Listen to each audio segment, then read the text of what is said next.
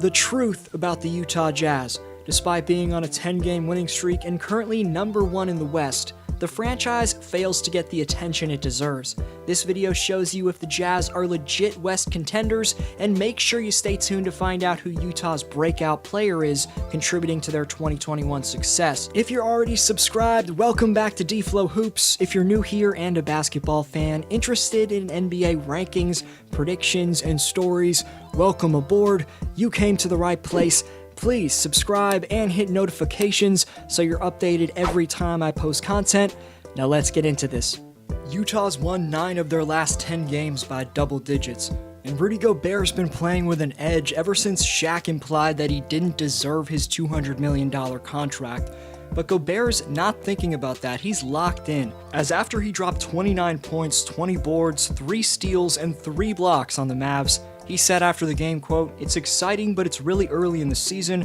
Our goal is obviously to be one of the best teams in the league, but it's really to be ready for the playoffs." You probably know Rudy as the 2-time Defensive Player of the Year. He's also a 4-time All-Defensive Team player, 3-time All-NBA player, and he led the league in blocks back in 2016-17. But Gobert's lob catching and generally his ability to dominate in the screen and roll make him an underrated offensive player. Maybe he can't stretch the floor with a jumper, but to get Rudy a bucket, all the Jazz guards have to do is throw a high-arcing lead pass into the paint, because after Rudy sets a screen, his lethal combination of size, speed, and finishing make him a constant threat for opposing defenses. Of course, he's not going to be a 20-point-per-game scorer like the 4-time champion Shaq, but I think the Diesel's hate for Gobert is completely out of line. This man's been the rebounding and defensive backbone of a Jazz team that's been a contender in the West for about 5 years.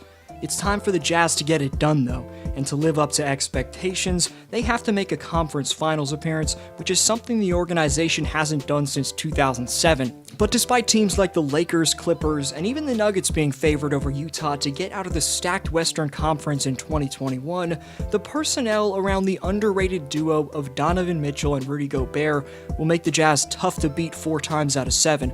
Last year, the Jazz were missing their second leading scorer Bojan Bogdanovic in the playoffs, and they only had 8 healthy players in total, but Utah only got 1 shot in Game 7 away from beating a Denver team that ended up getting 3 wins from reaching the finals.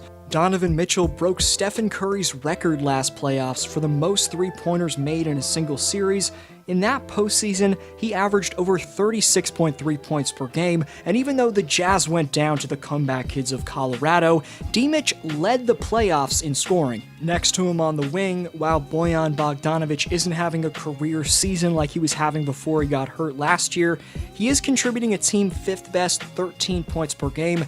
In their 10th straight win, Joe Ingles filled in for Mitchell in the starting lineup.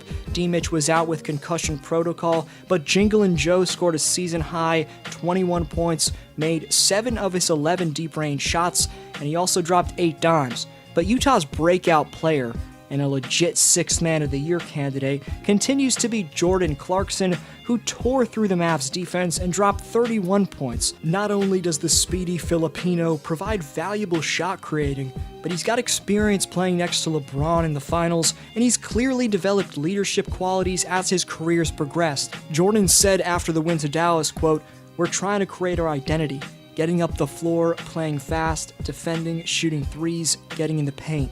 The biggest thing we harp on is defensively. We're trying to have no slack on that end." Clarkson's currently the 2nd highest scorer off the bench in the NBA, and right behind the Spider, he's also been Utah's 2nd leading scorer this year. Then there's the improvement of their 2019 trade acquisition Mike Conley. After the point guard missed a heartbreaking 3-point shot, which would have put the Jazz in the 2nd round last playoffs, he's bounced back in 2021. This year, Conley's numbers are up across the board, and most significantly better has been his shooting efficiency. Mike looks extremely comfortable quarterbacking Utah's offense, and he looks like the prime Memphis Grizzly version of himself. If the 33-year-old veteran can keep his impressive numbers going through the playoffs, the Jazz become that much more dangerous. On the perimeter, I mentioned Ingles and Bogdan, but there's also Royce O'Neal, who's an effective 3-and-D guy, Georges Niang's another bulky small forward who only plays 12 minutes out there, but just adds to the stacked wing defense of this Jazz team. I think Utah's depth is going to help them to a top 3 record in the West at the very least, and the star power, led by an up-and-coming superstar in D. Mitch, a motivated Stifle Tower, and a prime-looking Captain Clutch, Mike Conley, will make them a top-notch playoff team, and of course, the breakout Jordan Clarkson is going to help their chances as well. But I want to know your take, and I'll respond to your comment. Are the Utah Jazz legitimate contenders this year?